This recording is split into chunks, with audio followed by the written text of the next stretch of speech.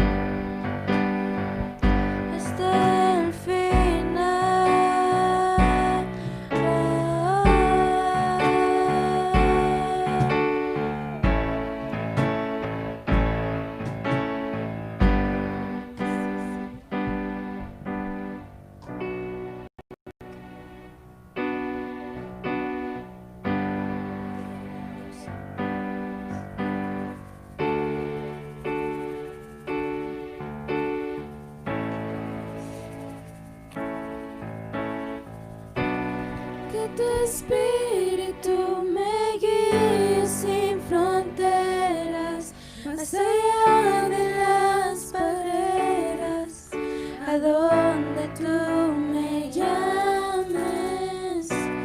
Tú me llevas más allá de lo soñado, donde puedo estar confiado al estar en tu presencia.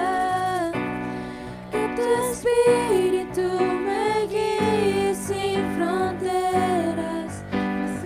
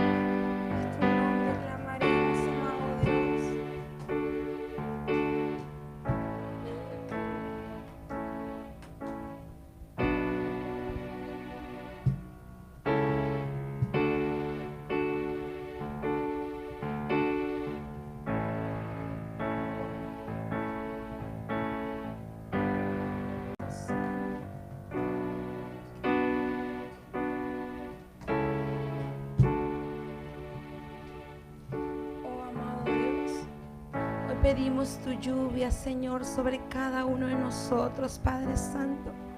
Tu lluvia de bendición, Señor, que tú nos has dado desde el momento que abrimos nuestros ojos, Padre Santo.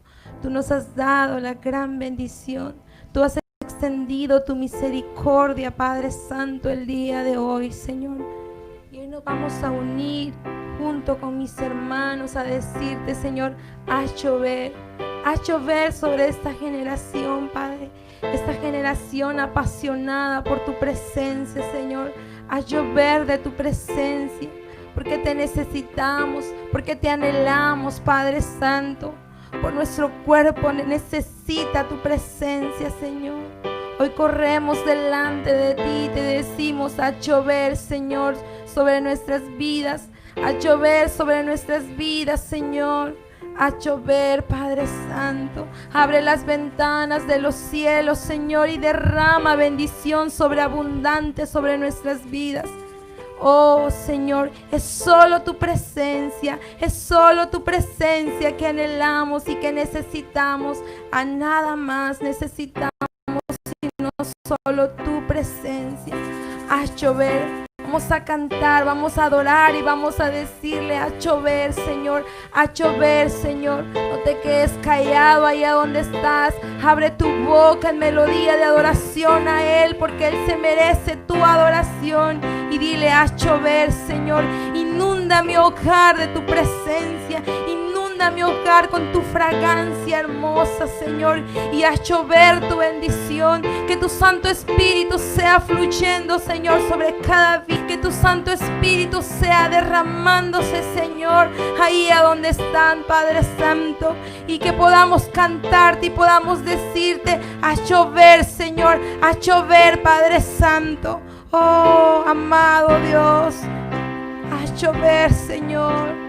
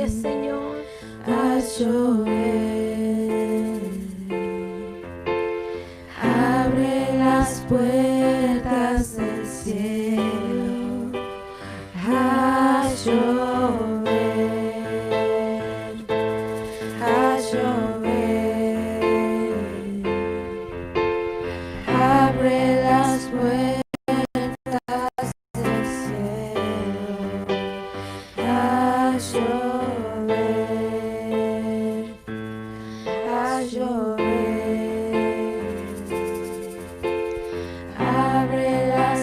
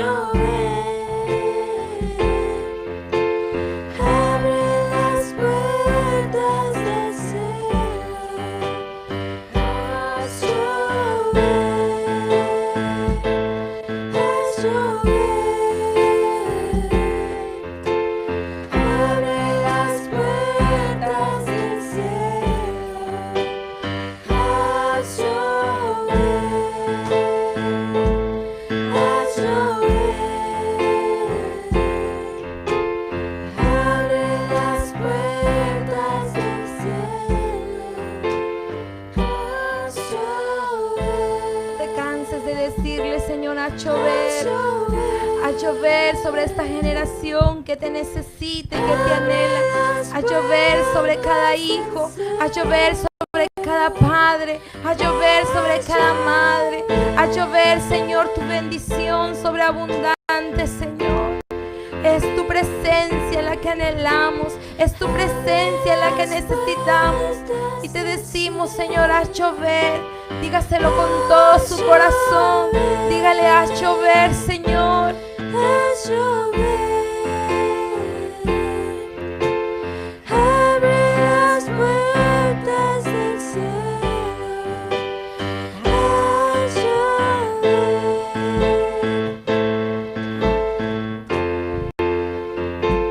Abre las puertas del cielo. Haz Haz llover. Abre las puertas del cielo. Haz llover. Haz llover. Abre las puertas del cielo.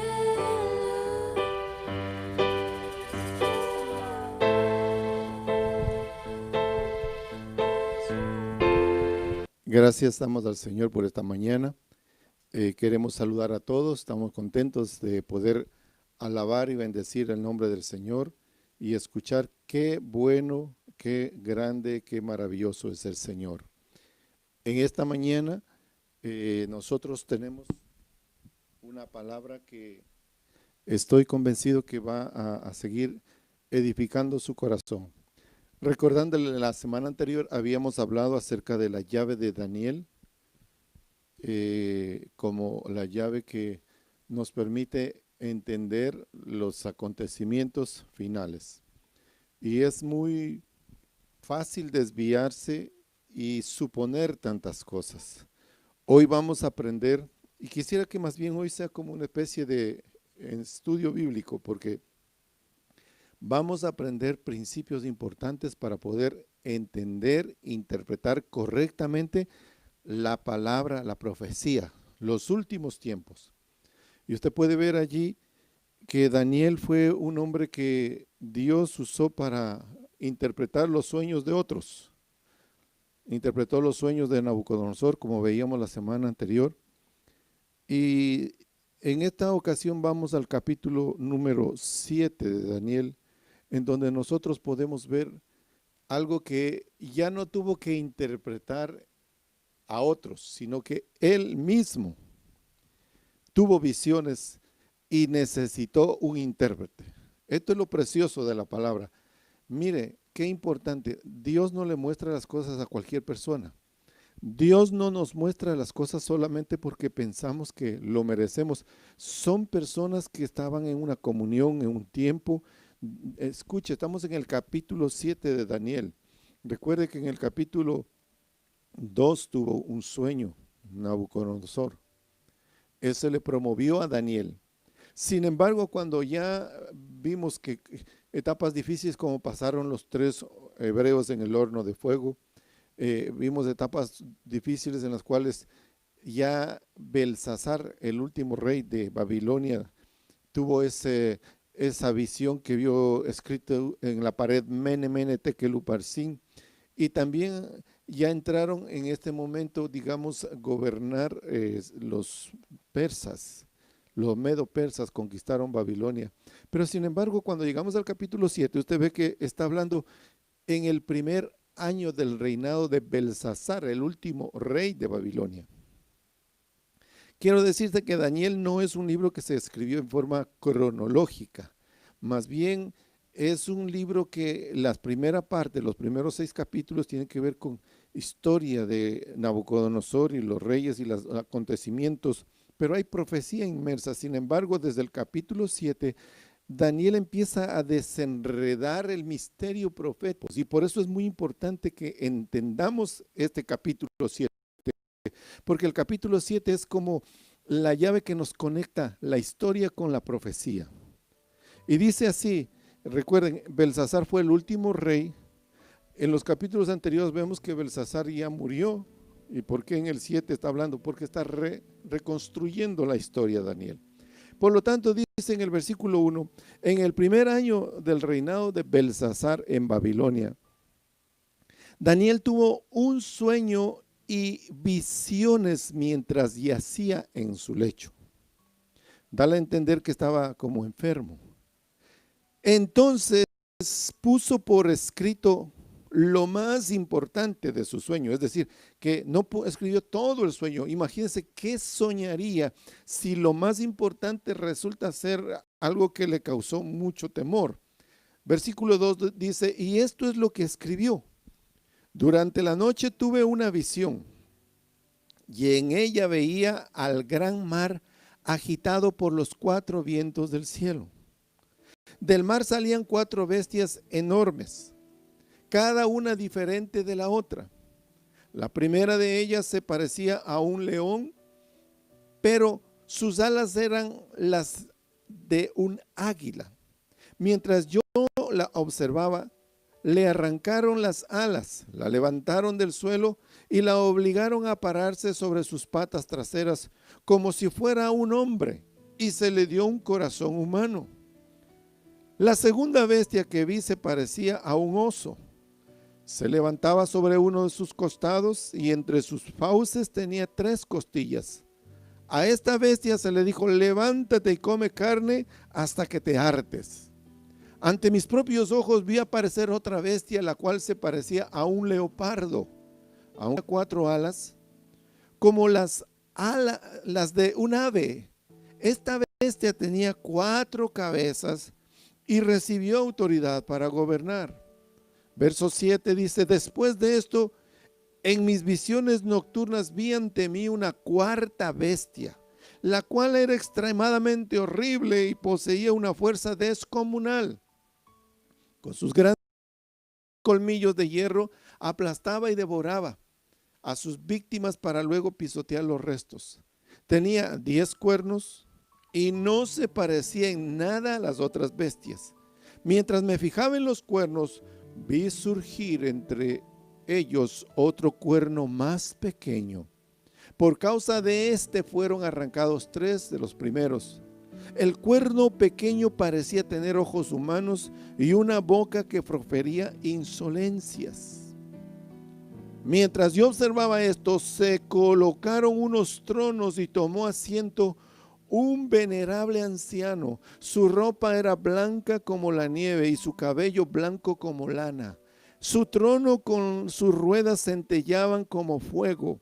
De su presencia brotaba un torrente de fuego, miles y millares le servían, centenares de miles lo atendían. Al iniciarse el juicio, los libros fueron abiertos.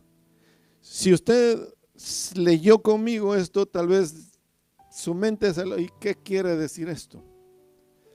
Y no necesitamos, quiero decirle, la palabra es su propio intérprete. No necesitamos asuntos tan extraordinarios, no necesitamos recurrir a esto, sino simplemente si acudimos a la misma palabra que es su propio intérprete. Recordemos, al inicio estábamos hablando de símbolos importantes. La profecía, escuche bien, la profecía nunca es completa. La profecía poco a poco se va revelando. Lo que dijo Daniel interpretando a Nabucodonosor en el capítulo 2, aquí le va a completar esa interpretación con otros símbolos, con otras situaciones que poco a poco van a ir construyendo el escenario profético de los últimos tiempos. Uno de esos símbolos es el mar. Y el mar no se refiere a las aguas que nosotros conocemos normalmente. Cuando habla de mar en Apocalipsis 17:15, dice que el mar representan muchedumbres, multitudes, pueblos y naciones. Pero dice que en el mar se estaban agitando, dice, los 4 vientos. Y la palabra vientos en Jeremías 4, 11, 12 también habla de guerras, habla de tempestades, habla de cosas, de conflictos, de naciones, de encuentros militares.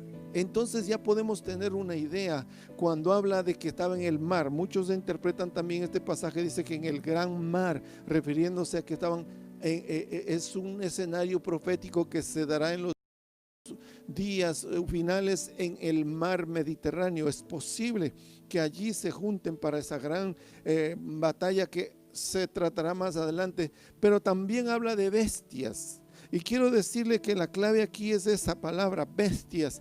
Y la verdad que lo que vio Daniel no eran animales, porque él dice claramente, y si nosotros podemos retroceder un poquito al inicio, dice, cada uno dice, se parecía.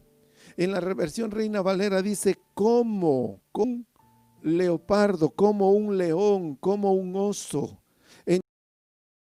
Entonces, hay que distinguir y bestia. Animales, todo lo que usted conoce y ve, por ejemplo, un perro, un gato, una vaca, algo que es en cierto sentido domesticable o está cerca. Pero las bestias tienen una característica, las bestias son agresivas, las bestias son por naturaleza lo que matan, destruyen, traen daño. Y lo que vio Daniel habla es como bestias. Y la interpretación está en el mismo versículo 17. Qué cosa curiosa, y aquí quiero ver, cuando llegamos al versículo 17, a Daniel no le enseña un hombre, no le enseña un maestro, no le enseña, es un ángel mismo del cielo que le dice allí en el capítulo 7 de Daniel, que le está diciendo a qué se refiere la bestia. Y si usted puede leer ahí en su casa con su Biblia, dice ahí, yo Daniel me quedé, el versículo 17, le habló el ángel, las 4 grandes bestias son 4 reinos que se levantarán en la tierra. Entonces, con eso en mente, usted puede entender que mar se refiere a las multitudes, a pueblos, naciones, vientos se refiere a guerras, a conquistas, a conflictos. Y las bestias se está refiriendo aquí, dice, a reyes, reinos, sobre todo que se levantan. Entienda bien esto, cuando habla de bestias, y esto se va a repetir constantemente en el resto del libro de Daniel, pero también se reitera y se habla mucho de bestias en el libro de Apocalipsis. Y cuando vea bestia, no es un dragón, no es un animal espantoso, no es un gran lagarto, se refiere a, como dice aquí el versículo 17, son reinos que se levantarán en la tierra. Con eso en mente podemos ir, y aquí hay el complemento de la profecía. Recuerden, la semana pasada hablamos de que Babilonia era la cabeza de oro del sueño de Nabucodonosor. Y aquí le está hablando precisamente cuando Daniel ve el complemento de esto, ahí habla y dice que había un león con alas de águila. No es un león, perdón, había un león, como un león, o se parecía a un león. Y esto nos hace entender y se refiere a Babilonia. ¿Por qué muchos piensan y por qué realmente Babilonia estaba relacionada con los leones? Si usted puede ver en los artículos y en las investigaciones arqueológicas, la entrada principal de Babilonia tenía cantidades, eran más de 100 leones que tenían a la entrada. Pero dice que a ese león se le dio, lo que dice es que se le cortaron las alas y se le dio un corazón de hombre. Eso hace claramente a la referencia del episodio en el cual Daniel le interpretó un sueño que tuvo Nabucodonosor. Y después de dar el sueño, que Nabucodonosor se volvió como una bestia y tuvieron que ponerlo a la intemperie y dormir, le crecieron garras y el pelo y se le puso todo como un animal salvaje, hasta que tuvo la oportunidad de reconocer que Dios era el único que podía darle, el único que le había dado los reinos, el poder, los dominios. Yo quisiera a veces, y me pongo a pensar, ojalá los gobernantes de las naciones, ojalá los todopoderosos de las tierras, de las gente, los mandos de militares y de gobierno entendieran que es Dios el que les da todo, el Dios el que les posiciona, es Dios el que da gobierno, reino, honor, es Dios el que le da riqueza. Y ojalá usted y yo también entendamos, aunque no tengamos un gobierno, aunque no tengamos las riquezas de Nabucodonosor, pero entendamos que Dios es el que nos da la capacidad y la fuerza para obtener lo que tenemos, para prosperar, para ser bendecidos, para andar fuertes, para andar saludables. Es Dios el que nos ha librado de estos tiempos, de estas pandemias. Es Dios el que hace grandes misericordias y no somos nosotros. Y Nabucodonosor tuvo que entender, y por eso hasta se le permitió escribir un capítulo de Daniel, de tal manera que él dijo: hasta que yo reconocí que el Altísimo gobierna. Y ahí es cuando dice: a esta bestia se le dio un corazón de hombre, porque desde el momento en que Nabucodonosor tuvo ese encuentro con Dios, esa experiencia terrible, difícil, cambió totalmente y se convirtió en un hombre distinto, diferente, porque para Dios no hay nada imposible. Para Dios no es imposible transformar al rey, al hombre, a la persona más dura y perversa. De que Dios puede hacerlo si solamente esa persona está dispuesta y se deja. Y si no está dispuesta, a veces Dios tiene que utilizar fuerzas extremas como las que utilizó con Daniel y convertirlo en una bestia para que entiendan. No creo que usted y yo necesitamos ser una bestia para entender que Dios tiene control de nosotros, que Dios quiere bendecirnos, que Dios quiere usarnos. Si no, las circunstancias que enfrentaremos no serán nada agradables conforme a lo que deseamos o estamos esperando. Y precisamente, ¿qué significarán esas alas arrancadas? Simplemente que desde que Nabucodonosor tuvo esa experiencia con Dios, jamás volvió a ser un conquistador. Se dedicó a ser una persona buscadora de la sabiduría, del conocimiento de Dios. Ahora, después dice que vio otra bestia parecida a un oso. Esto representa los brazos y el pecho de plata. Y dice que ese oso se inclinaba, dice, una pierna era más fuerte que la otra. Y la verdad es que coincide muy bien con el imperio que conquistó a Babilonia, los medo-persas. Y era una alianza de dos gobiernos, de dos naciones, los medos y los persas. Solamente que por eso dice una pierna era más fuerte que la otra, porque en esta alianza poco a poco los medos fueron desapareciendo y fue conociéndose en el futuro, más adelante, el gobierno como los persas, que es actualmente lo que se conoce como Irán. ¿Qué es lo que sucede? ¿Qué pasó allí? Dice que ese oso tenía 3 costillas en su boca. Eso se refiere a que en el tiempo de los medos y persas, ellos conquistaron 3 imperios: Egipto, Babilonia y Libia, lo que era Asiria en la antigüedad. Actualmente se conoce como Libia. Y está claramente establecido. Pero esas 3 costillas significan precisamente eso, y que dice: devora mucha carne, mucha gente. Y la verdad era, los medos y los persas se caracterizaran por conquistar. No eran quizás los mejores guerreros, pero ellos iban en grandes multitudes, tenían que conquistar, para conquistar utilizaban millones de personas. Un ejemplo claro de esto es los 300. Los 300, cuando los medos y los persas querían conquistar, dice que ahí se enfrentaron solo 300 en una gran batalla, pero al final era tan grande, tan numeroso los medos y los persas que lograron conquistarlo. La tercera bestia que habla allí se refiere a los muslos, que eran de bronce, y dice que era en el sueño de Daniel un leopardo, pero ese leopardo tenía 4 alas y ese leopardo también tenía 4 cabezas. Esto es muy interesante porque si uno puede entender, se refiere, decíamos en la estatua de Nabucodonosor, al imperio griego. ¿Por qué el imperio griego? Porque el leopardo es uno de los animales más rápidos de la naturaleza. Y precisamente Alejandro el Grande, quien fue el conquistador de el que inició este imperio, él en menos o en 10 años, él logró conquistar todo el mundo conocido desde entonces.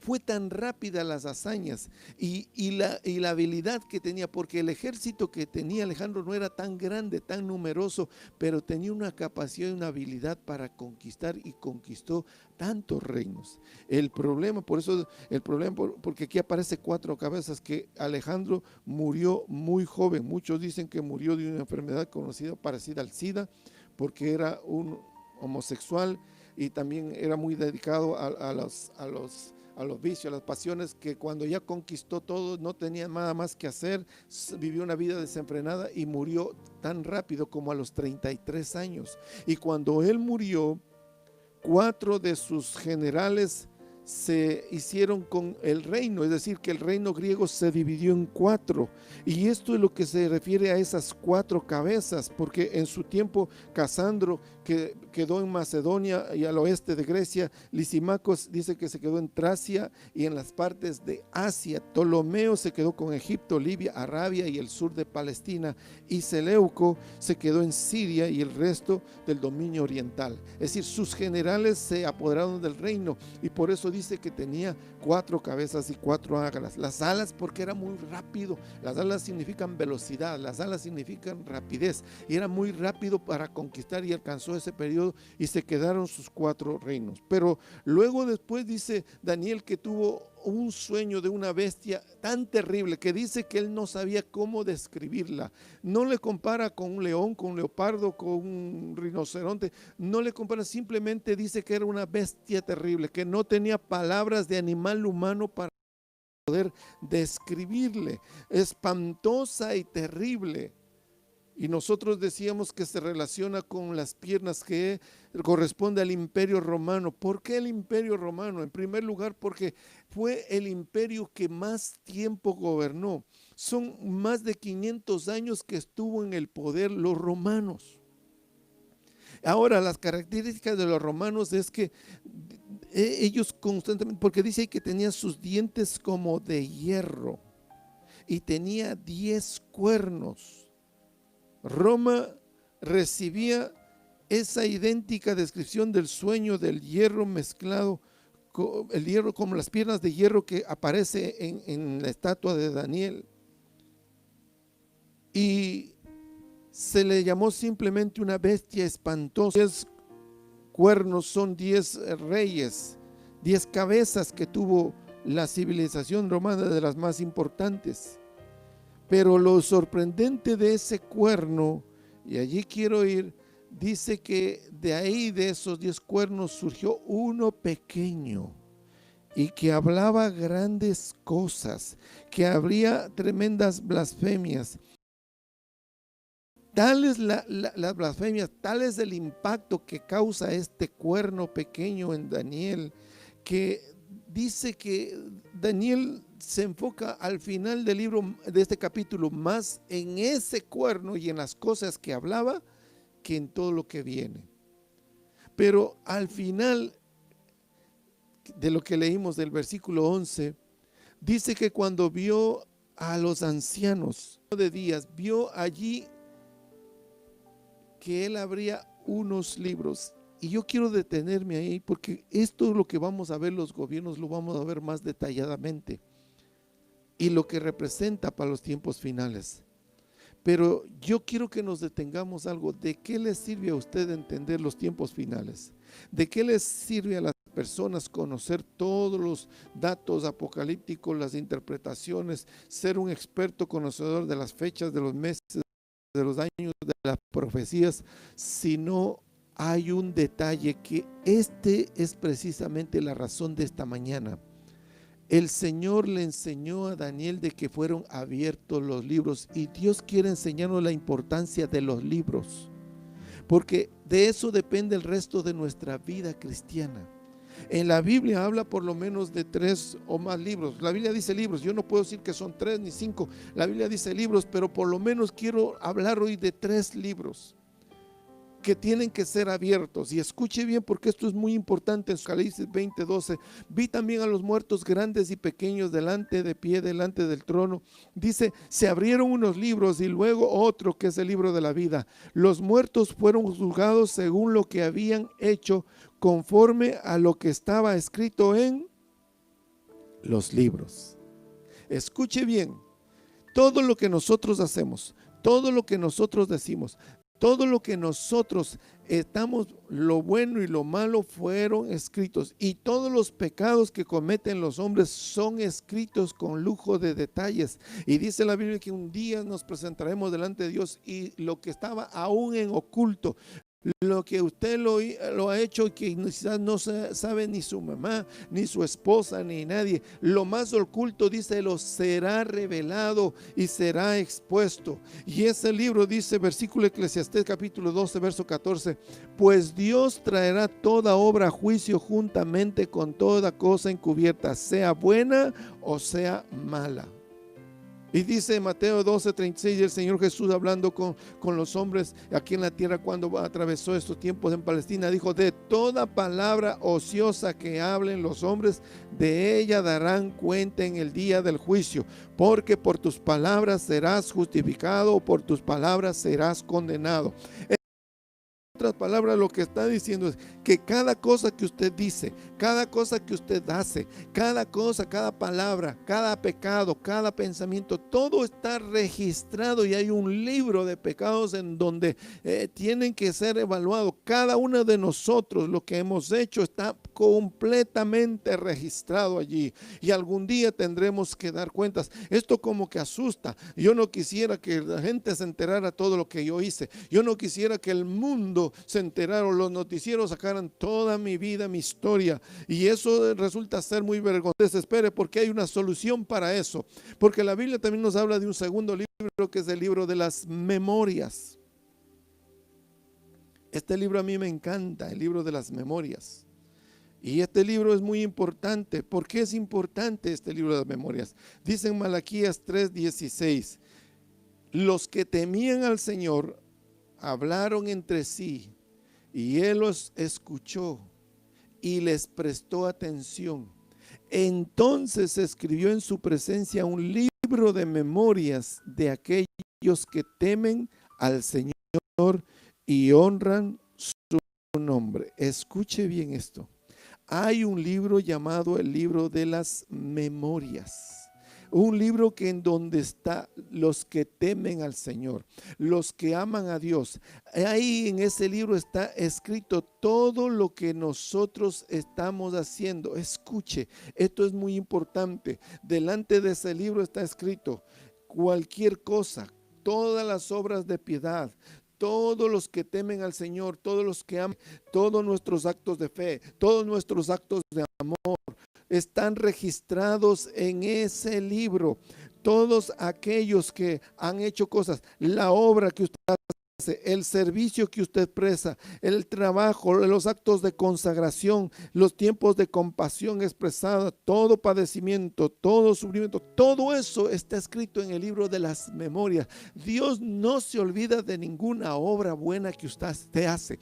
Dios no se olvida de ningún servicio que usted hace. Dios no se olvida de ninguna ofrenda que usted entrega. Dios no se olvida de ningún acto de benevolencia, de ayuda al prójimo que usted hace. Dios lo tiene escrito en un libro que se llama el libro de las, muy importante. Nehemías, cuando él hizo el acto de reconstruir Jerusalén y reconstruir el templo, mire lo que le dijo: acuérdate de mí, oh Dios, en orden a esto, y no borres mis misericordias que hice la casa de mi Dios y en su servicio. Él estaba diciendo: Señor, mira, acuérdate de todo lo que he hecho, de lo que te he servido, de la gran obra que hice en la casa de Dios. Esto me alienta, porque hay mucha gente que tiene un corazón dispuesto para servir, que hace grandes cosas, que paga gran precio, que se esfuerza, y quizás nadie lo reconoce. Y sin embargo, quiero decir que hay un libro en donde Dios tiene registrado todo eso. Eso me gusta a mí, porque eso sí me gustaría que salga en los noticieros. Eso sí me gustaría que aparezca y todo el mundo sepa lo que hice. Eso En este mundo tal vez nadie lo va a reconocer, tal vez su líder no le va a reconocer, el gobierno. Mire qué cosa tan difícil que le hemos pasado en estas semanas. Un hombre que fue con un billete falso de color fue asesinado por un policía y salió en imágenes y se produjeron un montón de protestas. Aparentemente tenía unos conflictos este hombre, no era el mejor hombre del mundo, no estaba haciendo un servicio, tal vez era buen padre, buen hijo, quién sabe de esas cosas, pero de alguna manera estaba infringiendo la ley, pero fue injustamente asesinado, por supuesto. Sin embargo, cuando usted puede ver cómo estas semanas aparecieron honores en tal ciudad grandes, no es que no se lo merezca, pero yo quiero decir algo: qué obra de gracia hizo, qué obra de gracia y de misericordia. La misma semana en que salían los noticieros, el funeral de Julano, y los líderes, los políticos que siempre quieren aparecer, y los religiosos también que siempre quieren sacar y ponerse imagen. Quizás este hombre no hizo grandes obras, pero en esos mismos días salió otra noticia en donde tantos cristianos fueron asesinados vilmente en el África, y yo le digo, estos hombres llenos de fe, de amor, que fueron capaces de dar su vida por Cristo, nadie se acordó de ellos. Los noticieros nunca mencionan eso. Día a día mueren cristianos como mártires, son lastimados, son quemados, son asesinados, son enterrados vivos, son expuestos a crueldades de los hombres, solo por amor al Señor, y nadie se acuerda. Mueren como miserables, nadie sabe dónde están sus cuerpos, nadie les hace un funeral, nadie les rinde honores. Pero escuche bien, Dios dice que se acuerda de todo lo que hemos hecho. Él tiene escrito un libro de las memorias y tiene recompensa, así como tiene castigo para los que hacen maldad, iniquidad y pecado. Esta tierra no le rinden un gran funeral, no importa si en esta tierra no le reconocen como héroe, como un hombre respetable, una mujer de bien, pero Dios dice que tiene ahí escrito en sus memorias todo lo que usted hace. Y dice Isaías 53:8: toma en cuenta mis lamentos, registra mi llanto en tu libro. ¿Acaso no lo tienes anotado? Mire, Dios tiene ese padecimiento, esas lágrimas que usted derrama delante de Dios por los inconversos, Dios lo tiene anotado. Esas lágrimas clamando por la salvación, la entrega, el cambio, la transformación de sus hijos, de su esposo, de su esposa, de su familia, de su comunidad, Dios lo tiene en sus memorias. Él siempre se acuerda de nosotros. Y quiero pasar al libro más importante. De esto depende todo. Dice: vi también a los muertos en Apocalipsis 20:12, grandes y pequeños, de pie delante del trono. Se abrieron unos libros y luego otro, que es el libro de la vida. Los muertos, mire, los muertos fueron juzgados según lo que habían hecho, conforme a lo que estaba escrito en los libros. Pero había un libro de la vida. Escuche bien: todos mis malos actos, todos mis pecados, todas mis injusticias, todas mis maldades están registradas por Dios. Si le contara toda mi vida, usted se avergonzaría y no quisiera oír más de las sinvergüencerías de mi vida. Sin embargo, ¿sabe qué? Desde el momento en que uno va delante del Señor y le dice: Señor, perdona mis pecados, líbrame, ¿sabe lo que hace? Él coge del libro de los pecados y borra todos sus pecados y no se acuerda de ninguno más. Y en lugar de que esté registrados todo su historial perverso, dice que coge su nombre y lo inscribe en el libro de la vida. Porque ¿para qué se necesita para ser inscrito en ese libro de la vida? Le estoy diciendo eso porque usted, como hijo de Dios, tiene que estar seguro de que su nombre está escrito en el libro de la vida. Y usted que no conoce a Dios necesita que su nombre esté inscrito en la vida. Porque de nada me sirve que tenga riquezas, de nada nos sirve las grandes profecías, los grandes conocimientos, la gran sabiduría y la gran inteligencia, si su nombre no está escrito en el libro de la vida. Pablo nos da unas pautas que para ser inscritos se necesita fe en Dios y en su Hijo Jesucristo. En Filipenses 7:3, cuando escribe esta carta, manda un mensaje importante. Dice en el versículo 3: y a ti, mi fiel compañero, Te pido que ayudes a estas mujeres que han luchado a mi lado en la obra del Evangelio, juntamente con Clemente y los demás colaboradores míos, cuyos nombres están inscritos en el libro de la vida. ¿Qué está tratando de decirnos Pablo? Lo que está diciendo que para poder entrar en el libro de la vida, usted tiene que creer en el Evangelio. Usted tiene que ser un practicante, uno que vive el Evangelio, que anda en la obra del Evangelio. No es vivir en el Evangelio que usted conoció y aceptó a Cristo hace 10 años y hoy anda de vacaciones todo el tiempo y ni se acuerda de que Dios existe, nunca abre su Biblia, nunca ora. Usted no vive el Evangelio, usted simplemente es un religioso, así de simple. No es el que vive el Evangelio, el que de vez en cuando va a la iglesia o de vez en cuando piensa en orar, no se acuerda de que tiene que hacer una obra. El Evangelio es una obra. Quiero decir una cosa, nosotros somos salvos por la predicación del Evangelio, la que nos hace acreedores. No es por practicar la ley, es el Evangelio, porque la ley, dice Romanos, que los que practican la ley serán juzgados conforme a la ley, pero yo no voy a ser juzgado conforme a la ley, sino conforme a la gracia, conforme a que mi nombre esté escrito en el libro de la vida.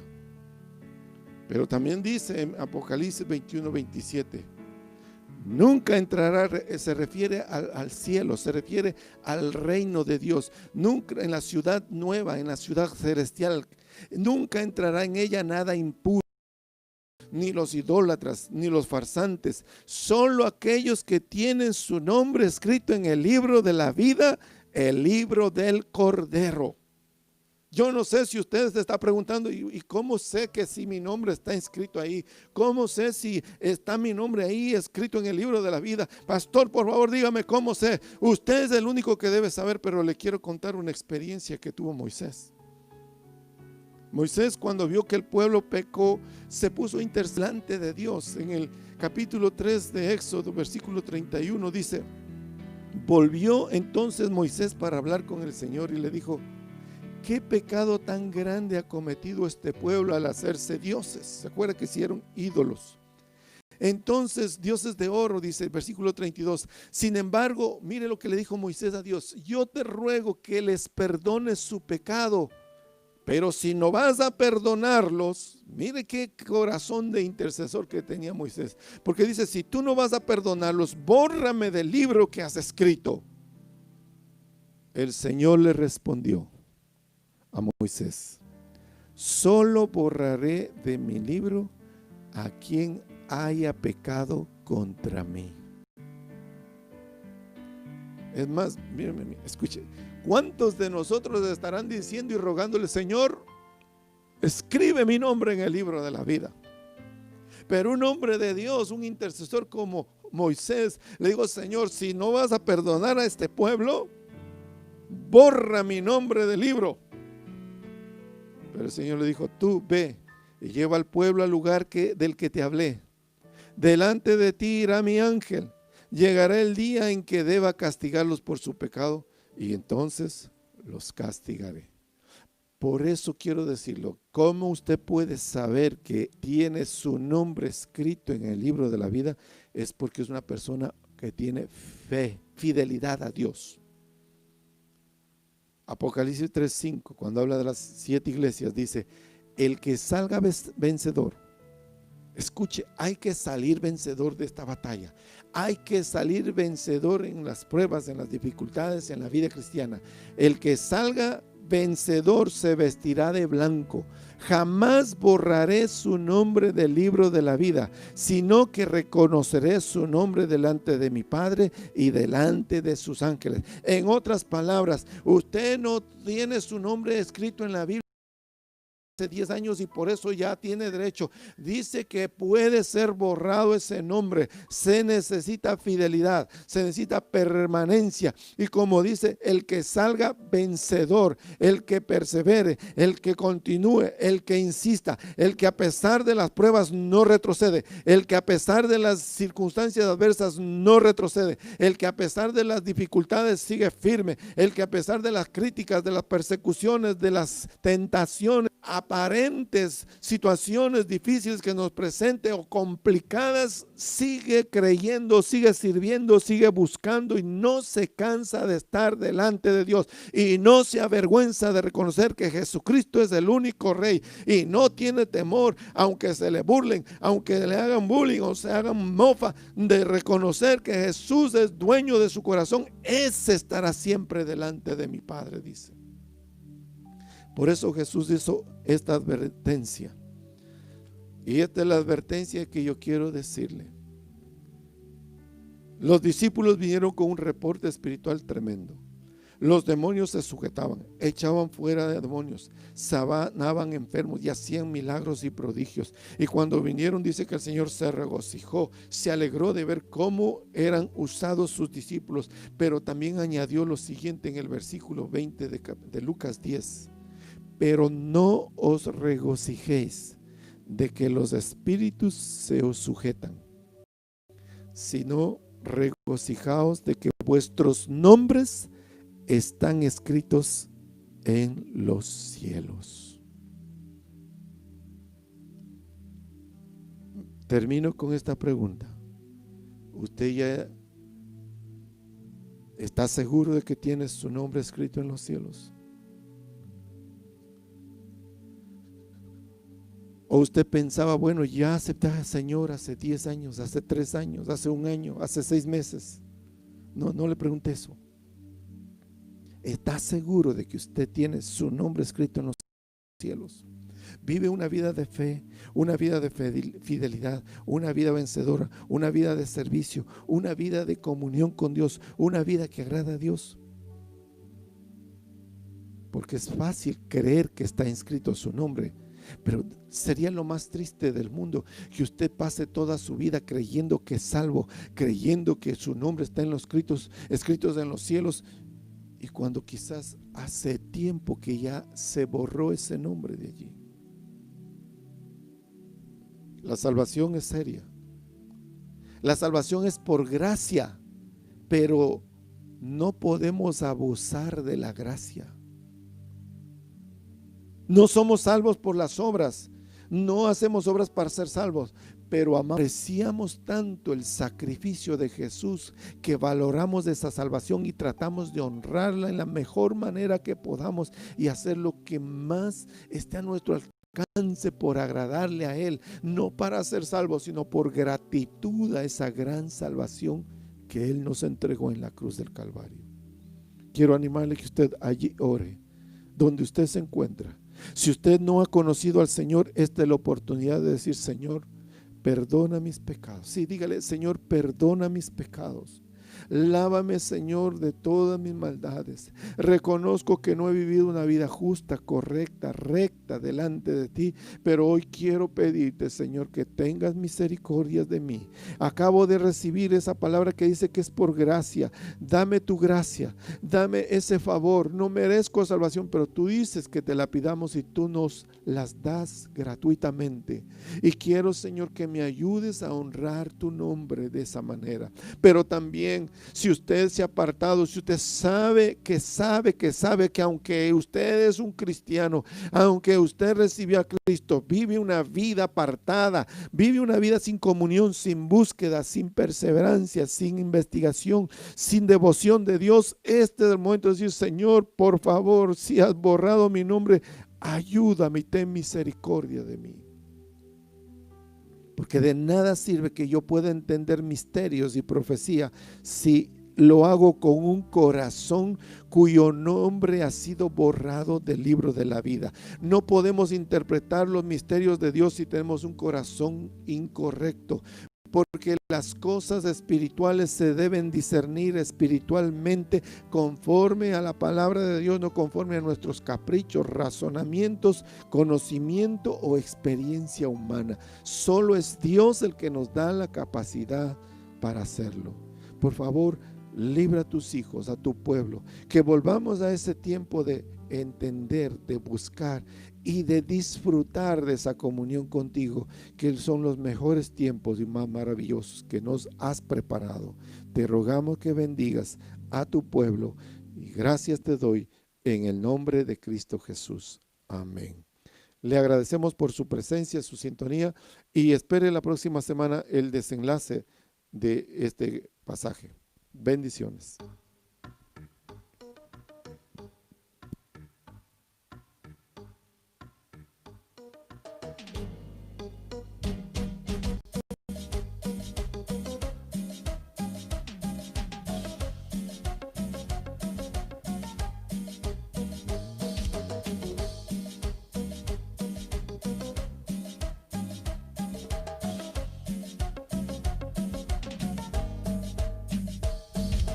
Este es mi deseo, honrarte a ti. Con todo mi ser te adoro a ti.